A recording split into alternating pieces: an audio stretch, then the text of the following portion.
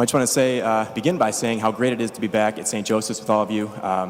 And thank you very much for all of your prayers and support over the last year, especially during last summer when I was here on a full-time basis. I am eternally grateful for all of your prayers and support.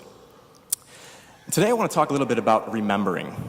So we all have different ways of remembering things, don't we? Some things like daily tasks, maybe we create to-do lists for ourselves, or we use little post-it notes as reminders. We post those all over our desk or wherever we may be working. Or maybe you use your phone to kind of keep track of appointments. You have some app that you use. But once those tasks are done, you don't really need to remember those things anymore, right? You can get rid of the lists, or you can swipe the task away and you're done. You don't need to remember it. But then there's those more important things that we want to remember. Things that we want to constantly have in our minds so that we never forget them. I know a lot of people who have a small, maybe inspiring quote that they hang on the corner of their bathroom mirror that they see every morning to kind of set them off on the right foot and get their day going in the right direction. Or I think of the soldier who goes off to war and carries a picture of his or her family with them so that they always remember their loved ones back home. Whenever they look at that picture, they know who they're fighting for. They know what they're fighting for. And maybe you do the same thing. Maybe you have a picture of your family as the wallpaper on your phone, so that when you see them, you always remember your loved ones. And it's crucial to have these kind of reminders in our lives because they help to keep us on track in our busy and chaotic lives so that we don't forget the most important things that we're living for.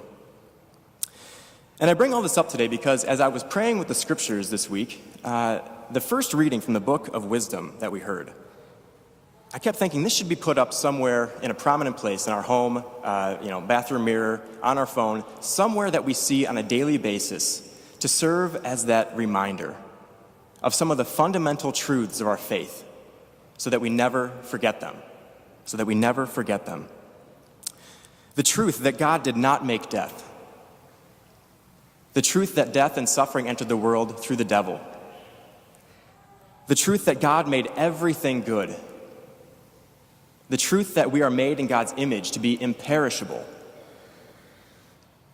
These are the truths, the bedrock truths of our faith that we must remember to keep us grounded and to keep us oriented throughout our entire lives.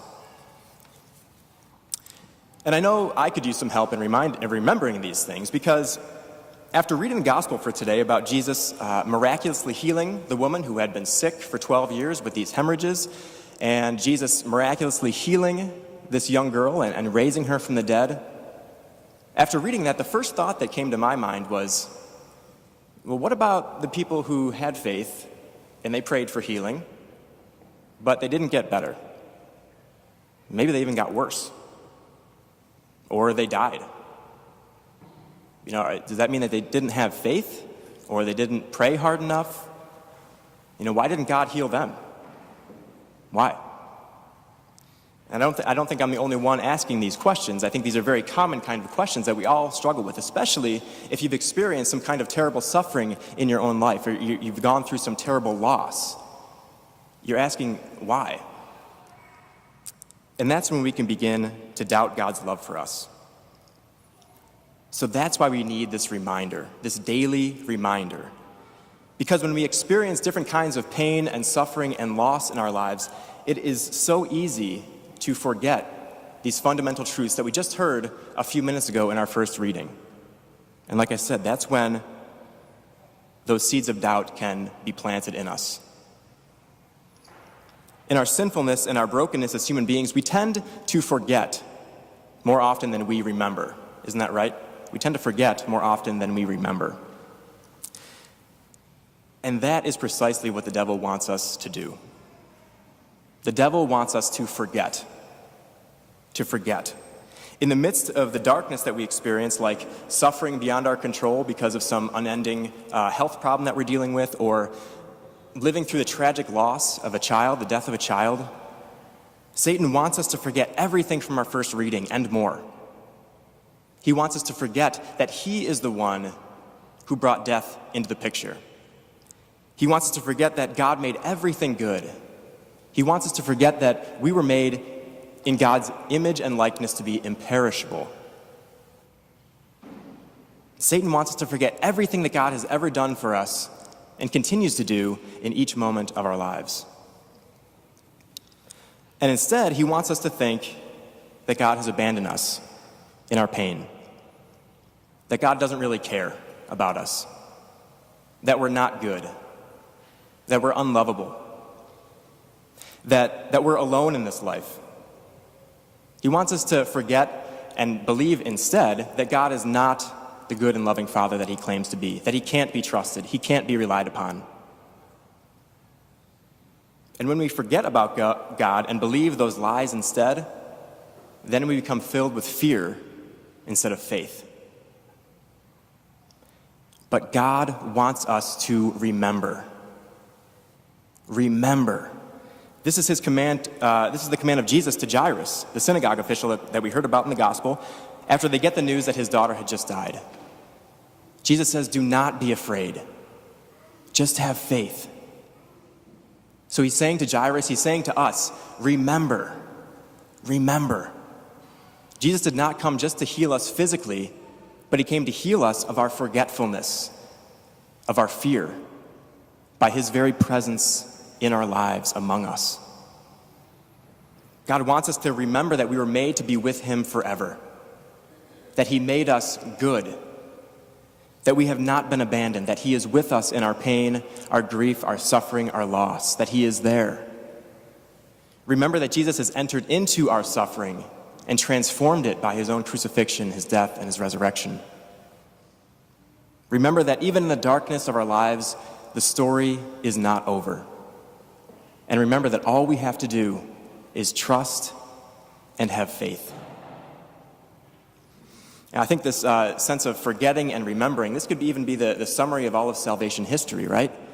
Satan wants us to forget God, and God wants us to remember him and remember his love. So how do we do it? How do we remember God's love in the time of our suffering, in the times of darkness that we experience? Well, I think it centers all right here at the Mass. It starts here, comes back here. The readings that we heard, they reveal to us Jesus' presence among us, right? Reminding us constantly of God trying to heal us and bring us back to him. This is the story of salvation that we hear in the readings every week. We come together as God's family to give him praise and thanksgiving for all that he has done for us and continues to do in our lives. And then when we share communion around the altar, we share in communion with Jesus Christ himself, with God, where Jesus so longs to reach out to us and touch the depths of our hearts so that we know that we are not alone, so that we know that we are loved by God in the midst of whatever we're going through, and that we are in this together. And then when we offer our lives back to Jesus as a way to follow his call that we hear at every Mass, do this in memory of me. Do this in memory of me. So by fully entering into the Mass, really listening to the readings, opening our hearts to the prayers that we're praying, singing the psalms, singing the hymns, this is how we come to remember God. And we are able to deepen our relationship with him and slowly become more aware of his presence in our lives. Brothers and sisters, we all need these helpful reminders in our lives, especially when it comes to these really, really important things, these fundamental things of our lives, like faith, like our relationship with God and with one another. So this week I would encourage you to take that first reading that we heard from Wisdom and print it out, or save it to your phone and put it on the wallpaper of your phone. Put it somewhere that you'll see on a daily basis and read it. Spend time reading it. Because when we're hurting, it's so easy to forget that God is with us, and it's so easy to slip into that fear. And forgetting leads to fear. But when we hear Jesus' words, do not be afraid, just have faith, that's when we can remember. And our remembrance will lead to faith.